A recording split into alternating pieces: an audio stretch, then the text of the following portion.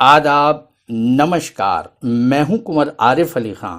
कलम की ताकत न्यूज में आपका स्वागत है। संविधान के निर्माता और भारत रत्न डॉक्टर भीमराव अंबेडकर की पुण्यतिथि पर अलीगढ़ में उनके समर्थकों और चाहने वालों ने उन्हें भावपूर्ण श्रद्धांजलि अर्पित की।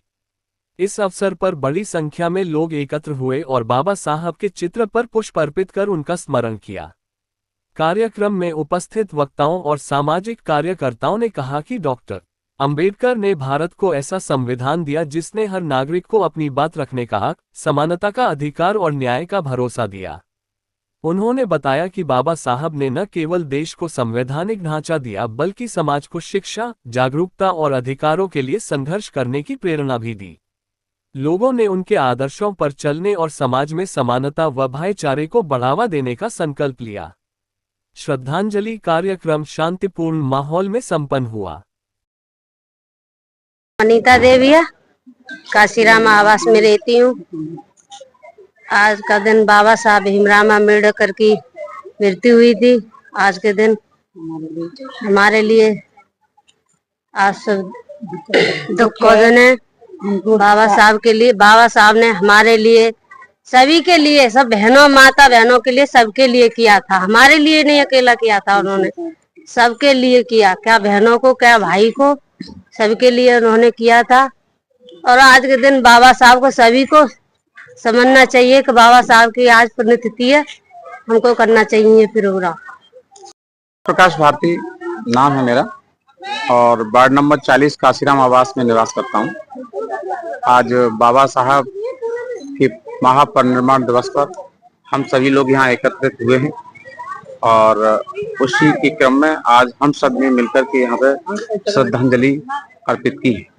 अच्छा, समाज को आप क्या संदेश देना चाहते हैं? समाज को, आने वाली पीढ़ी को यही संदेश है कि जब तक हम पूजनी बाबा साहब के बारे में अच्छे से नहीं समझेंगे तब तक मुश्किल है कि समाज जागृत हो। तो इसी क्रम में हमने आगे भी और भी जो प्रोग्राम पीछे भी रखे हैं, आगे भी रखते रहते हैं और समाज को जागृत करने के उद्देश्य से कि बाबा साहब ने क्या हमारे लिए किया और हमें उसमें क्या करना चाहिए, हमारे पीढ़ी को क्या करना चाहिए, हमारा क्या सहयोग होना चाहिए, इसी विषय पर हमने ये प्रकाश डाला है और आगे डालते रहे। आयु है। मेरा नाम संजय शर्मा है।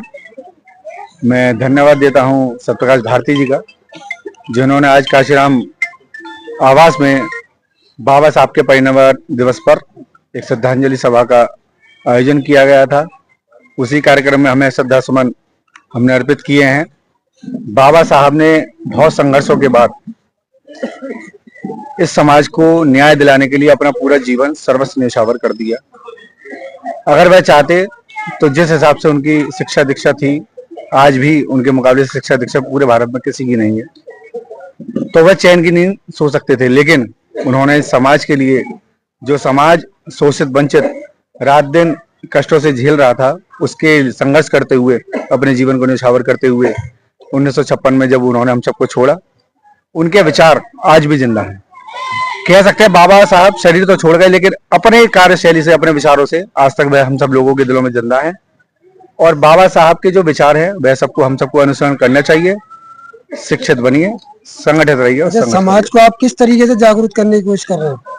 समाज को जागरूक करने के लिए हम, मेरा ही नहीं, हम सबका भी एक काम है। आप मीडिया से हैं और आप देश के चौथे स्तंभ में हैं।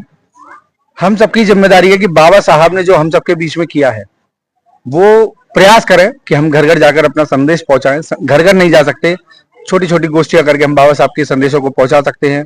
स्कूलों में जाकर बच्चों से संपर्क कर उनसे बाबा साहब के बारे में क्वेश्चन आंसर कर सकते हैं, जिससे उनको भी पता चले कि बाबा साहब कौन थे, उनके बारे में उनको जानकारी पूर्ण मिल जानी चाहिए। सभी लोग ये काम कर सकते हैं। और चूंकि बाबा साहब देश के भारत रत्न भी प्राप्त है और राष्ट्रपिता भले किसी से भी कहते हो, लेकिन हम अगर भारत को राष्ट्रपिता का किसी को दर्जा मिलना चाहिए तो वो बाबा साहब है, क्योंकि उन्होंने संविधान लिखा जिससे हमारा देश आज भी चलता है। तो जिसने जो लिखा है उसी से अगर देश चल रहा है तो मेरी नजर में तो राष्ट्रपिता वह हो सकते हैं। अभी एक स्टेटमेंट दिया है योगी जी ने कि आज से जितने भी पारक स्तंभ मूर्तियां हैं, इनके स्थल हैं, उन पर विशेष कर आज से इसकी व्यवस्था का पूरा दायित्व बीजेपी सरकार निभाएगी। क्या उससे पहले ये चीज नहीं थी? देखिए, पूर्वत में क्या हुआ उन विषयों पर जाएंगे तो विषय लंबा हो जाएगा, लेकिन भारतीय जनता पार्टी की एक विशेष जिम्मेदारी है। हमारे जो महापुरुषों हैं उन्होंने देश के लिए सर्वस्व अपना न्यौछावर किया है, चाहे वो कोई भी हो। बाबा साहब का स्थान उन सब में ऊपर है, और हमारी भी और सरकार की भी, सबकी ये जिम्मेदारी है कि जो उनके स्मारक हैं उनकी रख रखाव, साफ सफाई और सौंदर्यकरण होते रहने चाहिए।